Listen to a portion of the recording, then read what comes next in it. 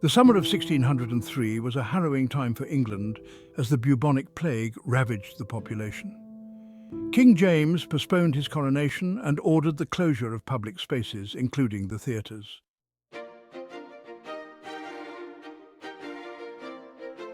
Sir Lewes Lewkenor, the newly appointed Master of the Ceremonies to King James I, was busy attending to the Spanish ambassador when he wrote to Robert Cecil. I presently gave order for the Spanish ambassador's removal to Southampton, being one of the healthiest and sweetest towns in his kingdom, where he is very fitly and commodiously lodged.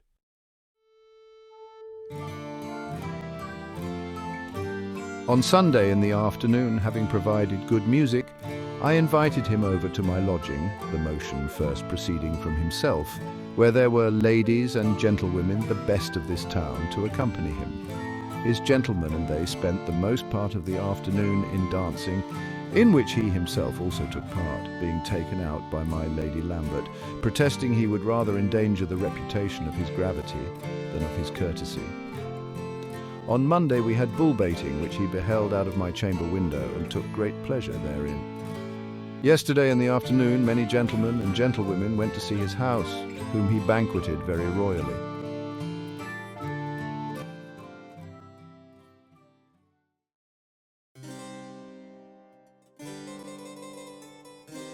On October 24th, the court removed to Wilton House, the seat of William Herbert, the Earl of Pembroke in Wiltshire.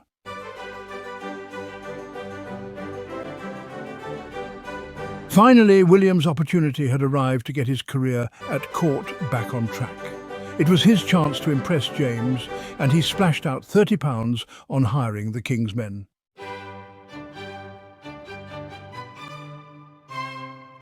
It is believed that this occasion was graced by a rendition of Shakespeare's As You Like It, a play renowned for its musicality and mirth.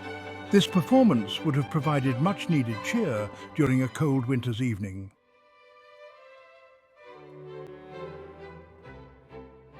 The king's men were at Mortlake when they received the summons from court to attend their new monarch.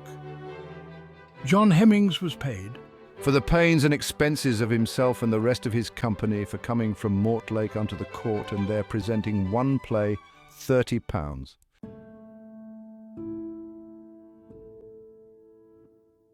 Sir Lewes Lewkenor was by now at Salisbury, escorting the ambassadors in a train of 25 coaches, quite a sight on the rutted cart tracks of Wiltshire. The Venetian wrote home, "The king, learning that we were uncomfortably lodged, gave orders that some of his officers were to be imprisoned. Also 20 citizens of Salisbury who had denied us lodging in their houses. He gave Sir Lewes Lewkenor full authority to take any steps against anyone soever, in order to secure for us without delay the best accommodation the city affords. Yesterday we were granted audience. Lord Harry Howard, brother of the late Duke of Norfolk, came to accompany us. He is a member of the council and a great personage. With him was Sir Lewes Lewkenor, with 25 state carriages. We were conveyed from Salisbury to Wilton, a village 2 miles out of Salisbury, where the king is lying in a palace belonging to the Earls of Pembroke.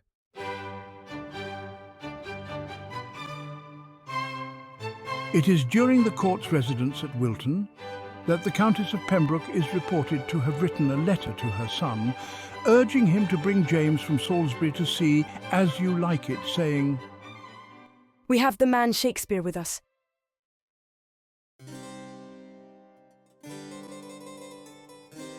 Mary Sidney, the greatest literary patron of the time, had turned her house into an academy of writers.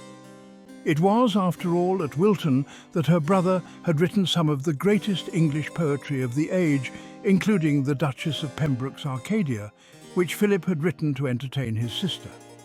A coterie of poets and writers dedicated their work to her, including Edmund Spenser, John Donne, John Davies, Sir John Harrington, Samuel Daniel. Everyone was at it. Shakespeare's Antony and Cleopatra was directly influenced by her translation of Antonius from 1595. Mary's attempt to get her son a position at court was marred when William impregnated Mary Fitton, one of Elizabeth's maids of honour.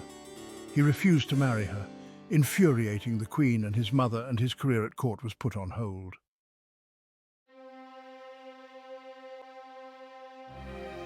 Things fared only marginally better for Mary at the start of the next reign, when a group of plots emerged around the new king, implicating Sir Walter Raleigh, as Dudley Carleton gossiped.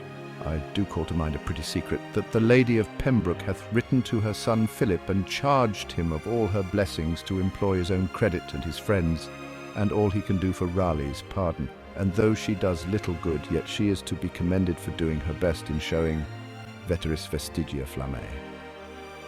Apparently Raleigh was an old flame of the Countess. 2 pastoral works paved the way for As You Like It, Spenser's Shepherd's Calendar and Sidney's Arcadia, making it the perfect choice for the Wilton revels. Adam Nicholson has observed that As You Like It In some ways only makes sense if one understands those people to be there, listening and laughing at its jokes, a performance designed by the Countess to influence the King's judgment as to the fate of Sir Walter Raleigh, then in prison some 30 miles away in Winchester.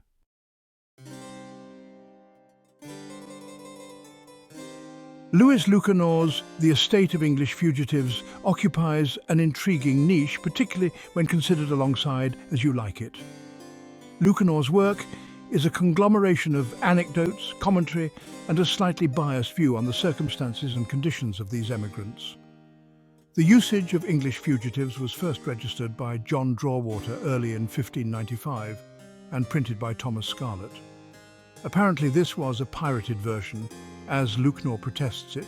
Was by a fellow that had stolen a copy thereof, foisted to the print in hope of benefit, and now when the matter comes to examination, slips his head out of the collar and will not be found.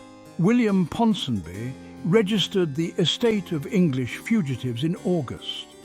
Ponsonby was the most prominent publisher of the time, producing the seminal list of works that included Lewkenor's friend Edmund Spenser's The Faerie Queen and works by his cousins, namely Philip Sidney's Arcadia and Mary Sidney's Anthony. This reputation as an elite printer set Ponsonby apart, although he printed no stage plays. The same year that his presses squeezed out Lewkenor's treatise, Ponsonby's apprentice, another Lewkenor cousin, Edward Blount, had been busy with Philip Sidney's The Defence of Poesy. Young Edward Blount would move on from being an apprentice, and although he shied away from printing common plays, he made one notable exception in 1623 with the publication of Shakespeare's first folio. So we can see that Lewes Lewkenor was using the same printer as his cousins and his friends. Both The Estate of English Fugitives and As You Like It touch upon the theme of exile, though in different contexts. In Shakespeare's pastoral comedy, the primary characters are banished from the court and find refuge in the Forest of Arden, much like the English fugitives of Lewkenor's narrative. While Shakespeare's play is more romantic and allegorical, Lewkenor describes the plight of the exiles. You may ride 100 miles without seeing of any man, woman or child, unless it be some poor silly souls that come creeping out of the woods hunger-starved, more like resuscitated ghosts than living Christian creatures, and yet all these in a manner happier, because they are at an end of their miseries, than such as do live within the inhabited places of the country, for I take them, of all the people in the world, to be the most wretched and miserable. Lewkenor himself had been in exile, and he offers a pragmatic look at life among them, telling us of his own banishment and the injury to his right hand he had received fighting for the King of Spain. Since the banishment from my homeland and the confiscation of my property and whole means, I now have to my whole nation become manifestly notorious. Besides several grievous injuries, I have received lingering illnesses and the crippling of my right arm and hand.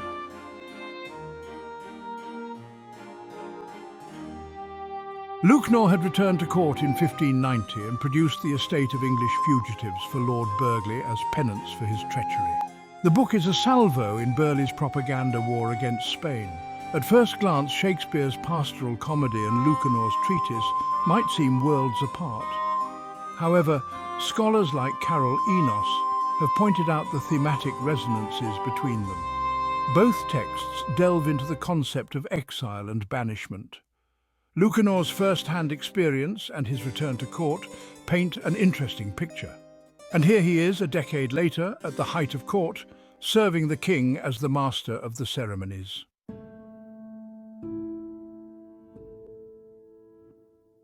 Carl Enos argues that the melancholy that pervades As You Like It, particularly in the character of Jacques, mirrors the sentiments of Lewkenor's Catholic fugitives. Captain Giacomo Franceschi, a lieutenant in Sir William Stanley's regiment, may have inspired As You Like It's melancholy soldier. Enos writes, Shakespeare might have encountered a shady character named Jacques, who hovered around the wings of much of the subversive activity of the exiled Catholics. Jacques of the play has some traits in common with the real-life Jacques of the dark side of life in exile. Shakespeare's Jacques in some ways seems to be an addition to the play, for he is not essential to the plot or any relationship and seems out of tune with the almost naive goodness of the exiles. Enos points out that he could have said of himself, I have neither the scholar's melancholy, which is emulation, nor the musician's, which is fantastical, nor the courtier's, which is proud, nor the soldier's, which is ambitious, nor the lawyer's, which is politic, nor the lady's, which is nice, nor the lover's, which is all these. But it is a melancholy of mine own, compounded of many simples extracted from many objects. And indeed, the sundry's contemplation of my travels, in which my often rumination wraps me in a most humorous sadness. A traveller, by my faith you have great reason to be sad.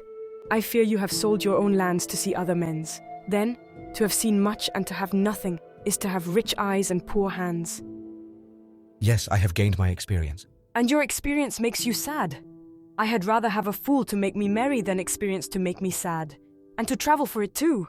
Carol Enos argues that the juxtaposition of the stage Jacques and his real counterpart would have been amusing to the audience. The ironic picture of Jacques at the end of the play, abandoning the world to join the convertites, from whom there was much to be learned, and acknowledging the worth of each of the other characters before his departure, is another fairy tale ending that would have been humorous to those who knew the real Jacques.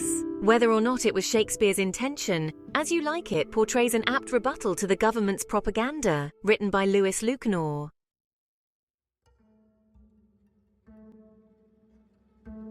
Clare Asquith observes that Lewkenor's book relates back to Thomas Lodge's Rosalind. Anxious Catholic readers of Lewkenor's tales of misery and exile may well have turned back for reassurance to a more comforting book that painted a golden picture of life abroad.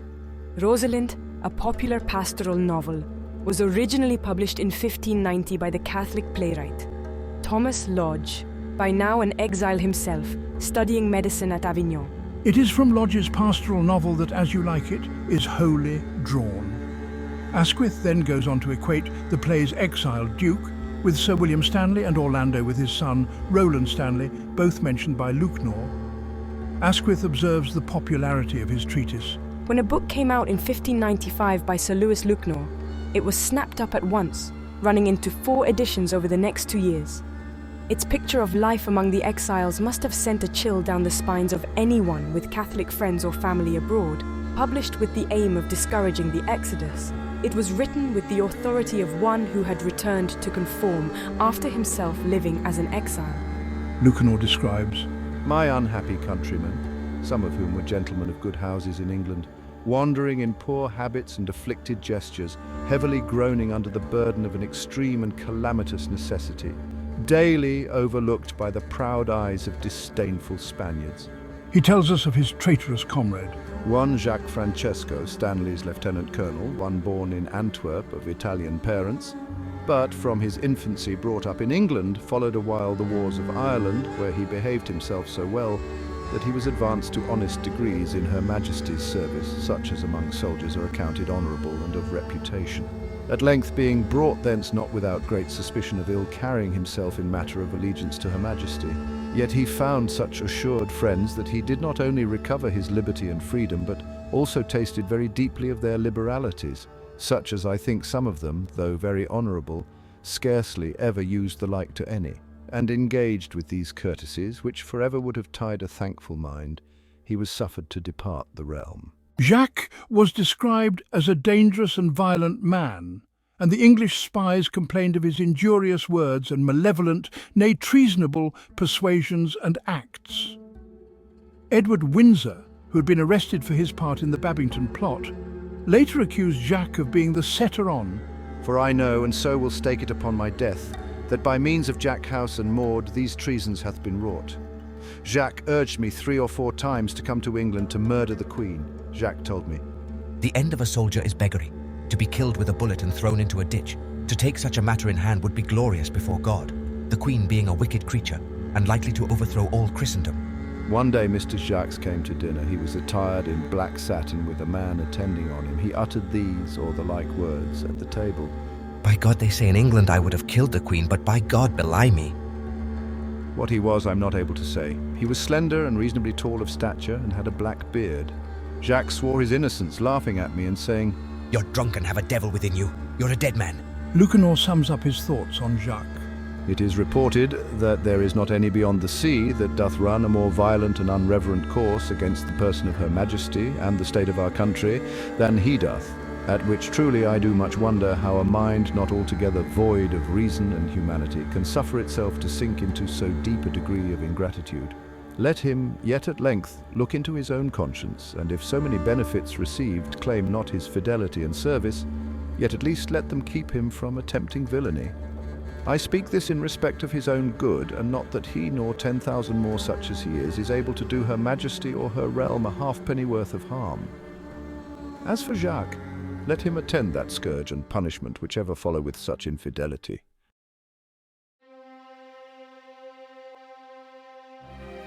Philip Henslow's diary is an invaluable source for scholars studying Elizabethan theatre, and Henslow mentions a play entitled The English Fugitives in 1600.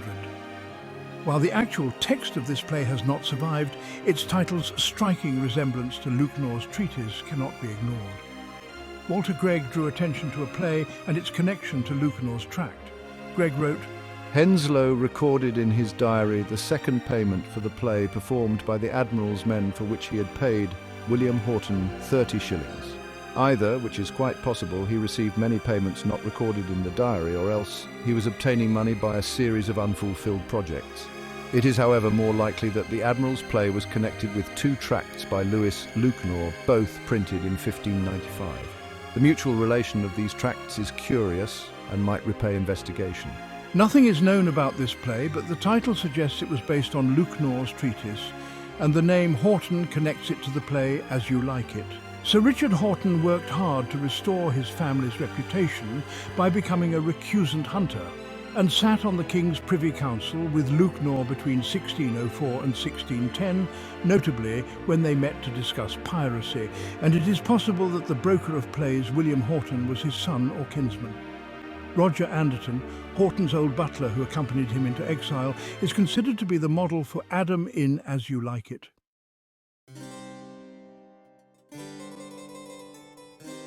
Lewes Lewkenor's treatise provides a unique window into the era, the toll of Elizabeth's war in the Low Countries, and the exiled Catholic diaspora.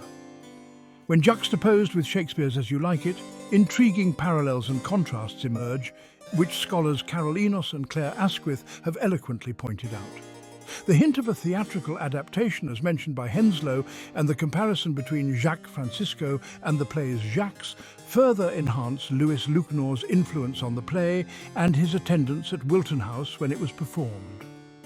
Melancholy Jacques bemoans his career as a soldier in his famous soliloquy.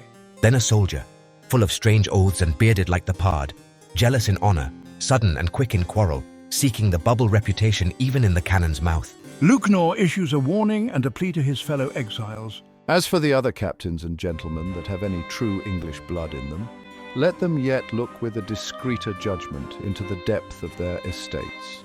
Let them not tire out their years and youth in so comfortless and unrewarded a service, the end whereof is never other than untimely death, desolation, or beggary. Let them not trust themselves to sleep in the bosom of a flattering stepmother that holdeth a knife in her hand to cut their throats, when they may securely throw themselves into the arms of a loving natural mother that will receive them, coming like penitent and obedient children, with true tears and perfect joy. Let them cast back their eyes upon the glory and greatness of Her Majesty, their sovereign princess, who indeed is a true and loving mother to us all. Let them but look into the happy and blessed estate of their native country, and finally consider the duty they do owe unto them both. They are not yet so far past, but that their submission may be received, yea, and such services they may do, highly rewarded too.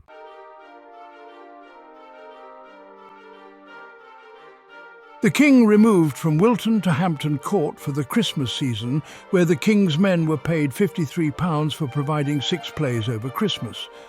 Dudley Carlton described the celebrations. We have had here a merry Christmas, and nothing to disquiet us save brabbles amongst our ambassadors and 1 or 2 poor companions that died of the plague. The first holy days we had every night a public play in the great hall, at which the king was ever present, and liked or disliked as he saw cause, but it seems he takes no extraordinary pleasure in them. The Queen and Prince were more the players' friends, for on other nights they had them privately, and have since taken them to their protection. On New Year's night we had a play of Robin Goodfellow. For the common measures they took out the Earl of Pembroke, the Duke, the Lord Chamberlain, Lord Henry Howard, Southampton, Devonshire, Sidney, Nottingham, Monteagle, Northumberland, Knollys and Worcester. For galliards and corantos they went by discretion, and the young prince was tossed from hand to hand like a tennis ball. The Lady Bedford and the Lady Susan took out the 2 ambassadors, and they bestirred themselves very lively, especially the Spaniard, for his Spanish galliard showed himself a lusty old reveller. The goddesses they danced with did their parts, and the rest were nothing behindhand when it came to their turns, but of all for good grace and good footmanship Pallas bore the bell away. They retired themselves toward midnight in order as they came, and quickly returned unmasked, but in their masking attire. From thence they went with the king and the ambassadors to a banquet provided in the presence, which was dispatched with the accustomed confusion, and so ended that night's sport with the end of our Christmas gambols.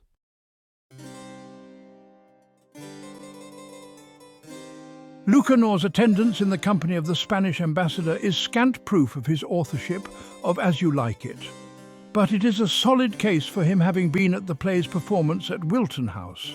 His personal connection to the melancholy Jacques Francisco, to the Houghtons, his cousins the Sidneys, and the anonymous play of the English Fugitives paint another interesting picture of Lewes Lewkenor being at the performance, having some internal influence on the text and intimately involved with the people staging the play.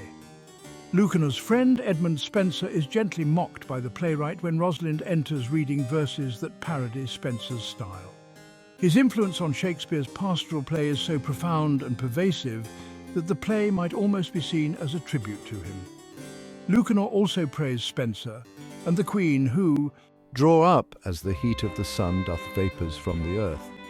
The excellent wits of her time to so high a pitch that the following ages, among millions of other noble works penned in her praise, shall as much admire the writer, but far more the subject of the fairy queen, as ever former ages did Homer and his Achilles, or Virgil and his Aeneas. Such worth, rare and excellent matter, shall her matchless and incomparable virtue yield them to ennoble their pens and to immortalize their fames.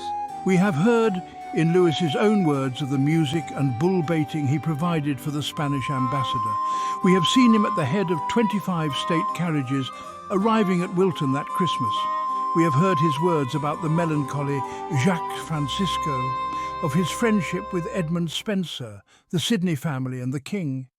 Is Lewes Lewkenor the tailor weaving these bespoke plays? He's certainly the man best placed to measure the tastes of his diplomatic audience. In Lewkenor's translation of the Spanish Mandeville published in 1600, we're told the work, having so many long years lain obscured among your waste papers, and lately by your cruel sentence condemned to the fire, keeping it by you many years, as judging it utterly unworthy of your own name, did lately bestow the same upon me, with express charge howsoever I should dispose thereof to conceal all mention of him. Let's hear from the man himself. But methinks I hear it upbraided unto me that it is now rather a time to do than to write. I confess it to be so for him that is well set on work, and yet he that writeth well is never the farther off from doing well, so that for my part I hold it no disgrace to write so long as my pen uttereth no dishonesty. We'll examine more evidence in the next video.